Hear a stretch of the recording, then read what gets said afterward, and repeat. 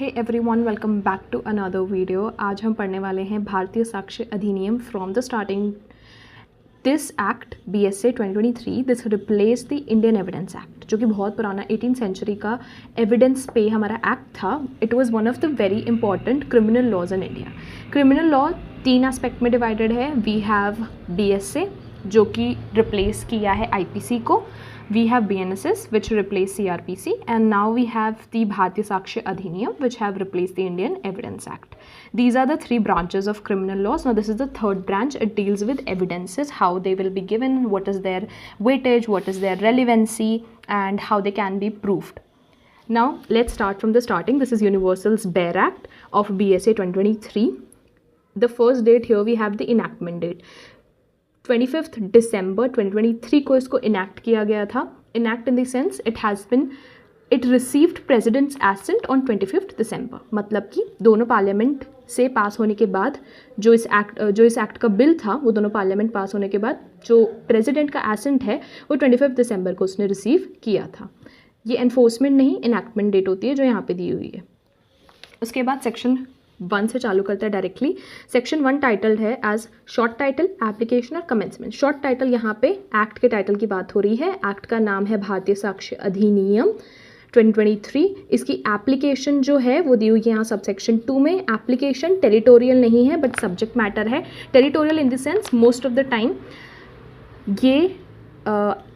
Time acts कौन कौन सी इंडियन की टेरिटरी पे अप्लाई करेगा वो दिया जाता है। But here we have subject matter पे एप्लीकेशन, मतलब कि किस मैटर पे एविडेंस एक्ट या BSA अप्लाई करेगा। सबसेक्शन 2 में दिया हुआ है कि it will apply to all judicial proceedings. जितनी भी कोर्ट प्रोसीडिंग्स है, जुडिशियल प्रोसीडिंग्स है जो कि कोर्ट के which is conducted before court, that will be under the application of BSA. उसके अलावा it will also include courts martial courts, मतलब कि मिलिट्री वाले कोर्ट्स। बट ये अप्लाई नहीं करेगा एफिडेविट्स पर जो कि कोर्ट के बिफोर प्रेजेंट किया जाता है। And it will not also apply to proceedings before an arbitrator. तो 2 एक्सेप्शन क्या है इसके एप्लीकेशन के। It will not apply to affidavits, पहला एक्सेप्शन है एफिडेविट्स, और दूसरा है अपना आर्बिट्रेटर। आर्बिट्रेटर क्या होता है? आर्बिट्रेटर जो है that person presides over an procedure of arbitration. अब आर्बिट्रेशन क्या होता है? आर्बिट्रेशन एक अल्टरनेटिव डिस्प्यूट रिजोल्यूशन है जिसके अंडर लोग क्या करते हैं, कोर्ट्स ना जाकर अपना जो डिस्प्यूट है वो आर्बिट्रेशन प्रोसीजर के थ्रू जो है सॉल्व कर लेते हैं। तो उस आर्बिट्रेशन प्रोसीजर को जो प्रिसाइड करता है, जो जज करता है, उसको हम आर्बिट्रेटर बोलते हैं। तो जितनी भी प्रोसीडिंग्स हैं बिफोर एन आर्बिट्रेटर, उस पर कभी भी एविडेंस या फिर BSA विल नॉट अप्लाई। ठीक है, ये इसकी सब्जेक्ट मैटर पे टेरिटोरियल स्कोप था। इसका स्कोप क्या है कि it will apply to all the judicial proceedings before the court including military courts, but it will not apply to affidavits और to any proceedings before an arbitrator. ठीक है, then we have subsection 3। Subsection 3 बोलता है कि force पे तब आएगा जब सेंट्रल गवर्नमेंट नोटिफाई करेगी इन द ऑफिशियल गैजेट। इसकी डेट दी नहीं गई है but it's commencement is from when central government may think and they will provide the notification in the official gazette. Subsection E, section 2, it includes definitions. बहुत important definitions हैं, ये आगे बहुत काम आने वाली हैं, so make sure you are very well versed with these. Let's start with A. A हमारा जो है बोलता है कोर्ट के बारे में, कोर्ट को डिफाइन कर रहा है। कोर्ट हमने कहाँ पढ़ा है अभी तक? यहाँ पे बिफोर एनी कोर्ट। कोर्ट क्या क्या इंक्लूड करता है? कोर्ट इंक्लूड करता है जजेस को, मैजिस्ट्रेट्स को, मतलब कि कोई भी एविडेंस जो आप जजेस और मैजिस्ट्रेट के सामने दे रहे हो, BSA will apply to that evidence. ठीक है, BSA के जितने भी रूल्स हैं वो उस एविडेंस पे अप्लाई होंगे। किस एविडेंस पे? जो आप जजेस और मैजिस्ट्रेट्स के सामने दे रहे हो, because they come under the ambit of court. Then we have हर पर्सन्स एक्सेप्ट आर्बिट्रेटर। हर पर्सन्स मीन्स हर एक पर्सन जो कि लीगली ऑथराइज्ड है एविडेंस लेने के लिए। लीगली मतलब under law, under a statute authorised है एविडेंस लेने के लिए, उस पर्सन्स पे भी वो पर्सन भी कोर्ट कहलाया जाता है under the definition given in section 2 का A। Except again arbitrators. Arbitrators court नहीं कंसिडर किए जाते हैं। आर्बिट्रेटर्स की प्रोसीडिंग्स के बिफोर ये BSA अप्लाई नहीं होने वाला है। This is court. कोर्ट में कौन कौन आता है? वी हैव जजेस, we have magistrates, we have every person that is authorise to take evidence, except we don't have arbitrators. Be आता है कंक्लूसिव प्रूफ। कंक्लूसिव प्रूफ को हम लोग ऑल्सो बोलते हैं इररिब्यूटेबल प्रिजम्पशन। इररिब्यूटेबल प्रिजम्पशन का मतलब होता है something which can not be denied और something that can not be disproved. Conclusive proof का मतलब एक और हो सकता है कि ये फाइनल प्रूफ है। फाइनल प्रूफ मतलब इसके बाद उस फैक्ट के ऊपर हम कोई भी एविडेंस, उस फैक्ट के अगेंस्ट कोई भी हम एविडेंस, अगर वो प्रूफ हो गया तो उसके अगेंस्ट, वो नहीं प्रूफ हुआ तो उसको प्रूफ करने के लिए हम कोई भी एविडेंस इसके बाद कंक्लूसिवली प्रूव होने के बाद हम एक्सेप्ट नहीं करेंगे। That is basic definition, basic understanding conclusive proof की ये है। अब नेक्स्ट हमारी जो स्टैट्यूट में दी हुई है, जो लॉ में दी हुई है, उसका हम लोग यहाँ से देख लेते हैं। आई हैव मेड नोट्स जो है वो मेरे BSA के ये जो बेयर एक्ट है उसके अकॉर्डिंग ही है। I have just divided them in parts so it's better understood. Then we have conclusive proof. First, when one fact is declared by this अधिनियम to be conclusive proof of another, जब एक fact इस अधिनियम के द्वारा दूसरे का conclusive proof declare कर दिया जाता है, ठीक है, हम लोग दूसरे भी फैक्ट की ही बात कर रहे हैं। Conclusive proof of another fact, जब एक फैक्ट दूसरे फैक्ट का कंक्लूसिव प्रूफ डिक्लेयर कर दिया जाता है, तब उस एक फैक्ट के प्रूव होने पर हम दूसरे फैक्ट को भी प्रूफ मानेंगे। ये बोलता है court on the proof of the one fact regard the other is also proofed. मतलब कि एक फैक्ट जिसको हमने उसका कंक्लूसिव प्रूफ डिक्लेयर कर दिया है, अगर वो प्रूव हो जाता है तो हम उसके प्रूफ पर प्रूव होने के बाद दूसरे फैक्ट को भी हम प्रूफ मानेंगे। I will give you very good example about this. पहले हम इसको कंप्लीट कर लेते हैं। और दूसरा कंटेंशन ये है कि it says that it shall not allow evidence for the purpose of disproving it. It मतलब कि कोर्ट फिर उसके बाद कोई भी एविडेंस उसको डिसप्रूव करने के लिए अलाउ नहीं करेगा। किसको? उस फैक्ट को जिसको हमने कंक्लूसिव प्रूफ डिक्लेयर कर लिया है, कंक्लूसिव प्रूफ मान लिया है, ठीक है। दिस इज बेसिक डेफिनेशन जो कि हमारे बेयर एक्ट में दी है। अब इसको समझने के लिए I will give you an example. इसमें दो फैक्ट्स की बात हो रही है कि जब एक फैक्ट जो है डिक्लेयर करता है अधिनियम to be conclusive proof of another, एक फैक्ट को वो दूसरे का कंक्लूसिव प्रूफ डिक्लेयर करता है, ठीक है, दूसरे फैक्ट का। So this is the first fact, this is the non legal example, ठीक है, कहीं से भी लॉ से रिलेटेड नहीं, but I am just giving it to you to you know understand what I am saying. Non legal example है। पहला first fact है हमारा कि सीजन्स चेंज। सीजन्स चेंज मतलब कि सीज़न चेंज होते रहते हैं। विंटर आता है, उसके बाद गर्मी आती है, उसके बाद रेनी सीजन आता है, and then we also have sometimes autumns, ठीक है। तो सीजन्स चेंज, ये फैक्ट है ना, क्योंकि सब फैक्ट क्या होता है, fact is something that can not be denied, जो कि बहुत एविडेंट हो। तो ये फैक्ट है कि हाँ सीजन बदलते हैं, अभी ठंडी चल रही है, उसके बाद आ जाएगा गर्मी and all that.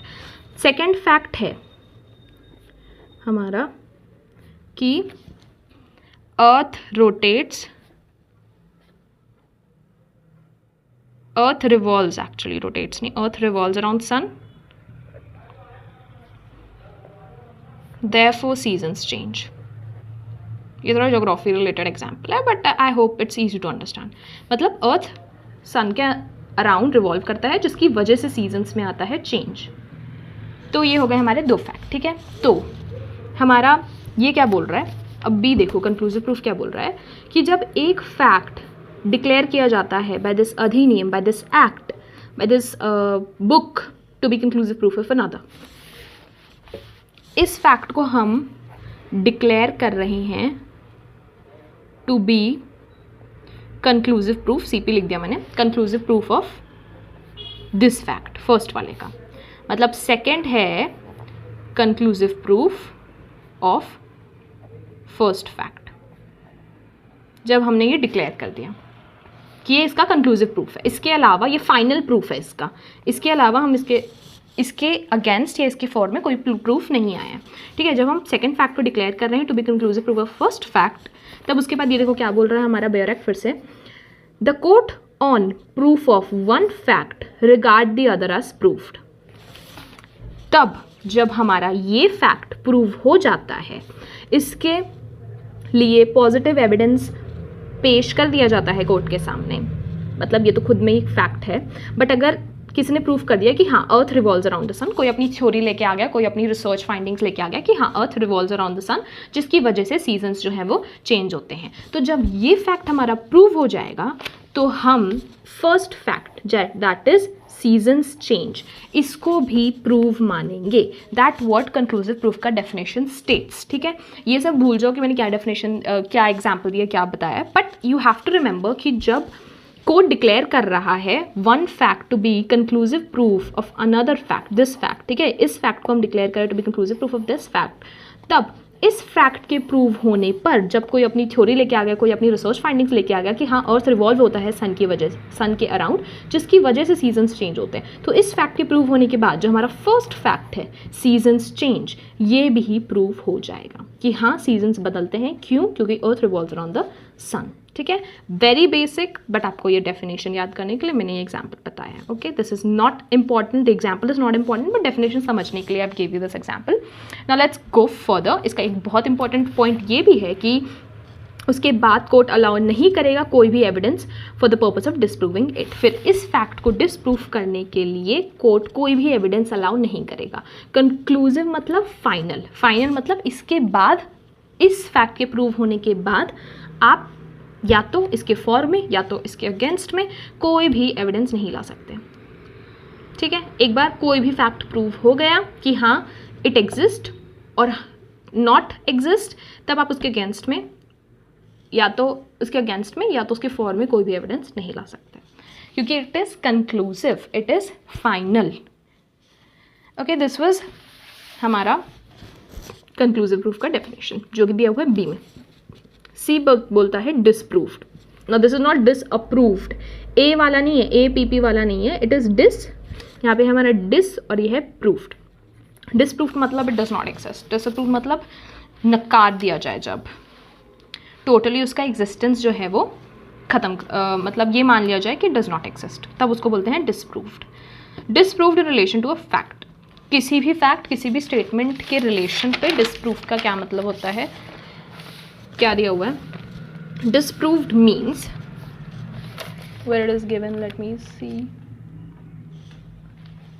disproved means when after considering the matter before it the court either believes it does not exist or considers its non-existence so probable that a prudent man under the circumstances of the case would act upon the supposition that it does not exist। ठीक है, मतलब कि disprove का मतलब दो चीज़ें, दो contentions दिए हुए हैं, दो स्टेटमेंट्स दी हुई हैं। पहला ये है कि जब कोर्ट कोई भी मैटर को जो जिसके सामने आया, जिसके बिफोर आया है, उसको कंसिडर कर रहा है और कोर्ट को लगता है कि ये चीज़ एग्जिस्ट नहीं करती, कोई भी फैक्ट, कोई भी स्टेटमेंट एग्जिस्ट नहीं करती जो कि दी जा रही है, जो कि एविडेंस दिया जा रहा है, तो उसको वो बोल देगा disproved, it can not be proved. वो एग्जिस्ट नहीं करता, कोर्ट को लग रहा है, कोर्ट बिलीव करता है कि वो एग्जिस्ट नहीं करता, तो वो हो जाएगा disproved.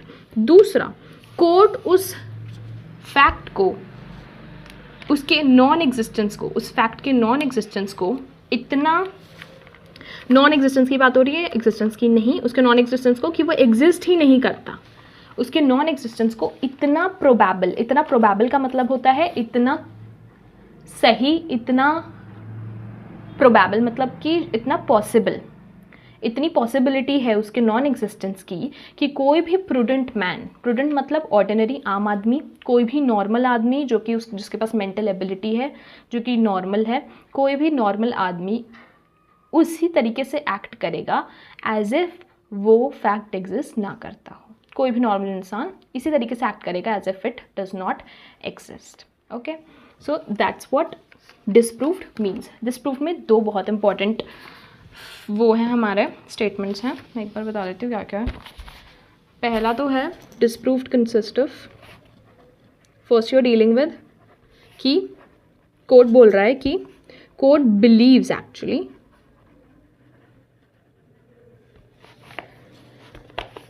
that it does not exist।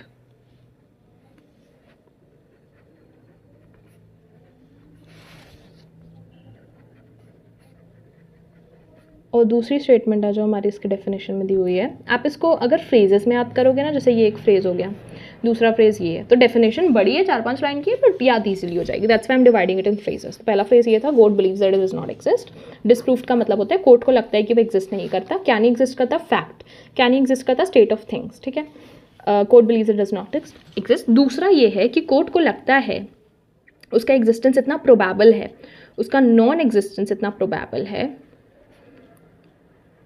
Non existence so probable मतलब इतना पॉसिबली वो नहीं एग्जिस्ट करता है कि non existence so probable that an ordinary man, या प्रूडेंट बोलते हैं जो हम, prudent ordinary man, A prudent man will act in circumstances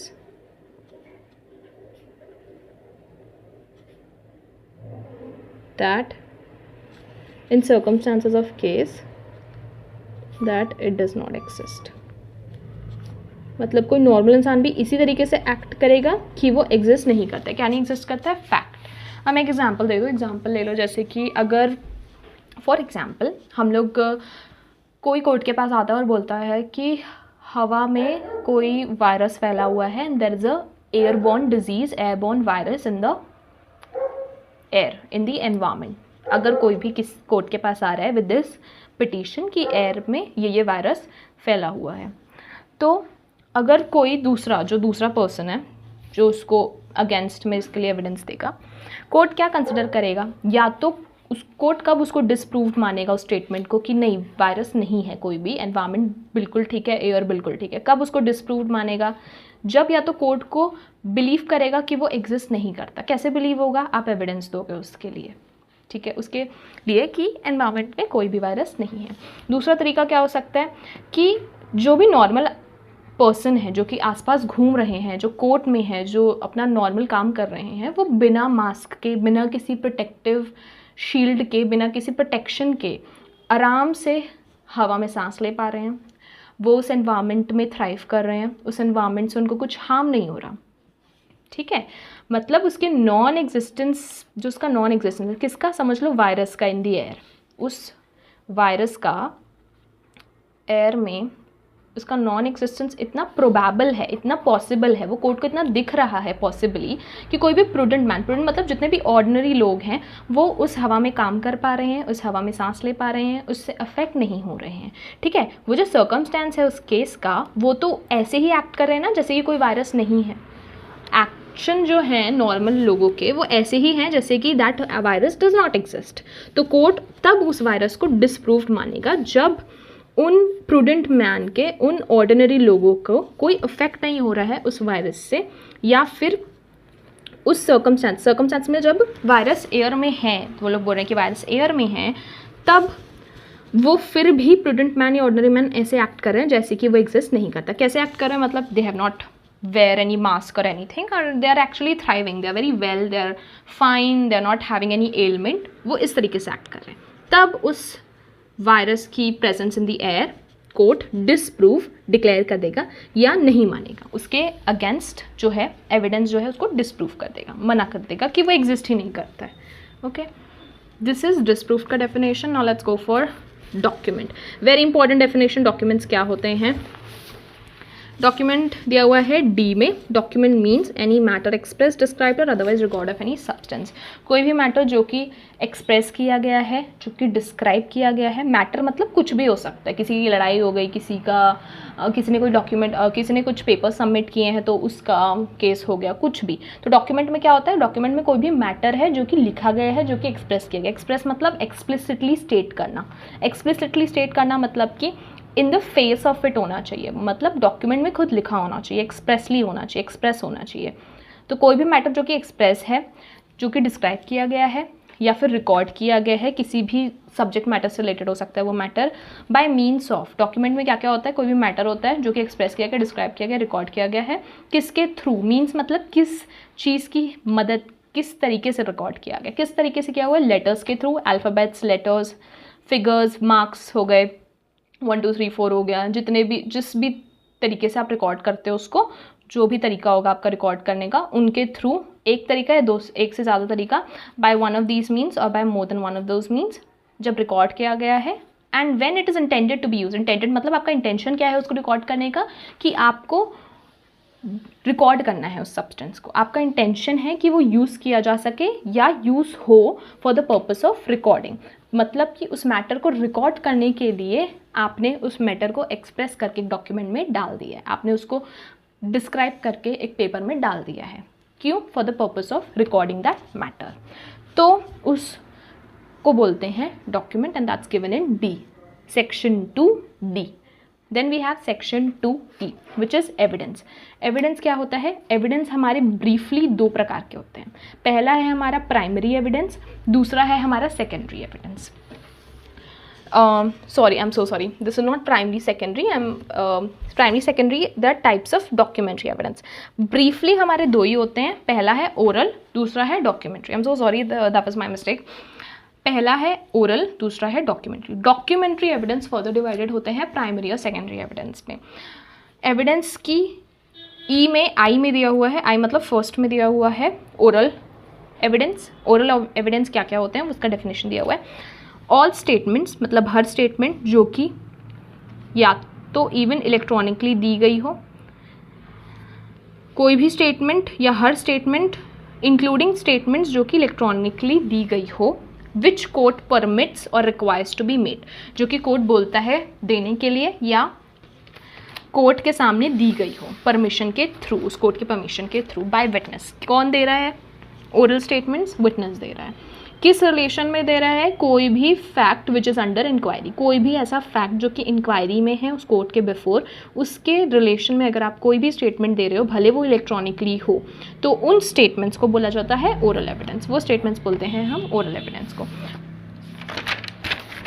क्या होता है oral evidence? Let me right it. Oral evidence पहला, ऑल स्टेटमेंट्स, हर स्टेटमेंट, ठीक है। सिंपल फ्रेज है ऑल स्टेटमेंट्स। इतना लिख दोगे ना, आपका एग्जामिनर चेक जो भी करेगा कॉपी वो समझ जाएगा कि आपको आता है कुछ ना कुछ। तो it starts with all statements and you also have to include that electronic statements भी एडमिसिबल है, इंक्लूड्स इलेक्ट्रॉनिक स्टेटमेंट्स। अभी अभी BSM जब से आया तब से इलेक्ट्रॉनिक डिजिटल रिकॉर्ड्स की एडमिसिबिलिटी और बढ़ गई है, इंक्लूड्स इलेक्ट्रॉनिक स्टेटमेंट्स। और इसके साथ जो इन रिलेशन टू, इम्पॉर्टेंट ये है, इन रिलेशन टू जो कि दी गई है in relation to fact and inquiry, ठीक है। आप क्यों दे रहे हो statements in relation to a fact and inquiry? तो ये हो गया अपना oral evidence relation to fact and inquiry. Oral evidence, हाँ, इन स्टेटमेंट्स को बोला जाता है ओरल एविडेंस। उसके अलावा आता है हमारा सेकंड है जो कि E के 2 में दिया हुआ है, this is given here. E के 2 में जो दिया हुआ है डॉक्यूमेंट्री एविडेंस। डॉक्यूमेंट्री एविडेंस क्या इंक्लूड करता है? It includes electronic digital records produced for inspection by the court. Records जो कि डॉक्यूमेंट्री एविडेंस में यहाँ पे लिख देती हूँ, simple, very simple definition documentary evidence की, ये याद रखना बिकॉज ये बहुत बार पूछी जाती है। तो डॉक्यूमेंट्री एविडेंस वो एविडेंस होते हैं जो कि इलेक्ट्रॉनिक हो या डिजिटल हो या डॉक्यूमेंट्स में हो,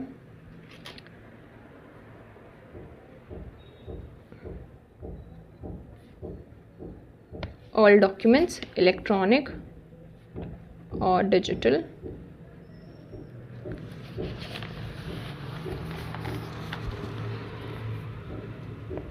produced for inspection by court। Simple,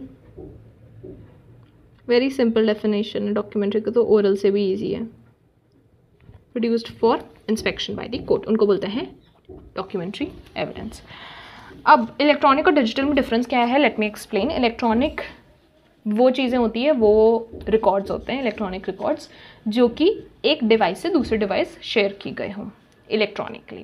कैसे? जैसे कि आपको व्हाट्सएप में कोई भी इमेजेस आ रही हैं, चैट्स आ रही हैं, या फिर फेसबुक में अगर आपके पास कोई शेयर किया गया कोई रिकॉर्ड आया है, कोई भी डॉक्यूमेंट आया है, तो उसको इलेक्ट्रॉनिक बोलते हैं। डिजिटल वो होती हैं, वो डॉक्यूमेंट्स होते हैं, डिजिटल डॉक्यूमेंट्स जो कि प्रोड्यूस किए गए हों कंप्यूटर डिवाइस या किसी भी डिवाइस के थ्रू। मतलब इसका प्रोडक्शन जो है वो हम फिजिकल से इलेक्ट्रॉनिक करते हैं जब, उनको बोलते हैं, मतलब वो फिजिकली प्रेजेंट है वो रिकॉर्ड्स, बट हमने उनको डिजिटली जो है प्रोड्यूस किया है, उसको बोलते हैं डिजिटल रिकॉर्ड्स। डिजिटली मतलब हमने उनको कंप्यूटर डिवाइस या फिर फ़ोन के थ्रू जो है डिजिटली प्रोड्यूस करती है। वो फिजिकली फॉर्म में भी है, फिजिकल फॉर्म में भी है। मतलब जैसे कि अगर कोई डॉक्यूमेंट है, आप उसकी फ़ोटो ले रहे हो, तो फिर वो क्या हो गया, वो डिजिटल रिकॉर्ड बन गया, उसके पास मतलब आपने फिजिकल रिकॉर्ड का डिजिटल फॉर्म बना दिया है।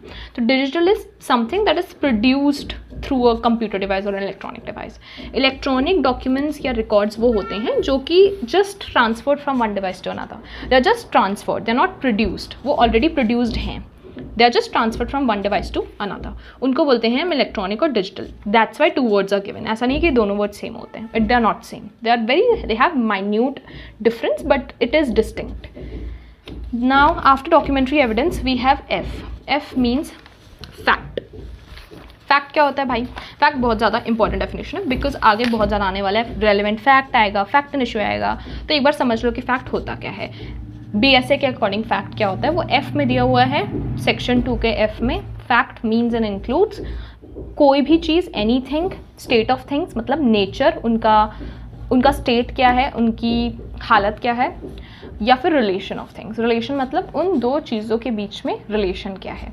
Capable of being perceived by the senses. तो फैक्ट कोई भी चीज़ होती है, कोई भी स्टेट ऑफ थिंग्स होती है, या कोई भी रिलेशन ऑफ थिंग्स होती है जो कि आप सेंसेस के थ्रू, जो आपके 5 सेंसरी ऑर्गन्स हैं उनके थ्रू जो आपने परसीव की हैं, उनको बोलते हैं पहला, उनको बोलते हैं फैक्ट। दूसरा क्या होता है? फैक्ट कोई भी mental condition of which any person is conscious of, कोई भी ऐसी मेंटल कंडीशन जिसका किसी भी पर्सन को अंदाज़ा है, कॉन्शियसनेस है, उसको भी बोलते हैं हम फैक्ट। सो फैक्ट में 2 ही हैं, 1 और 2। पहला तो कोई भी thing, state of things, relation of things, capable of being perceived by the senses. दूसरा कोई भी mental condition of which any person, वो नहीं जिसको हुई है, जिसकी वो मेंटल कंडीशन है, of any person is conscious, that is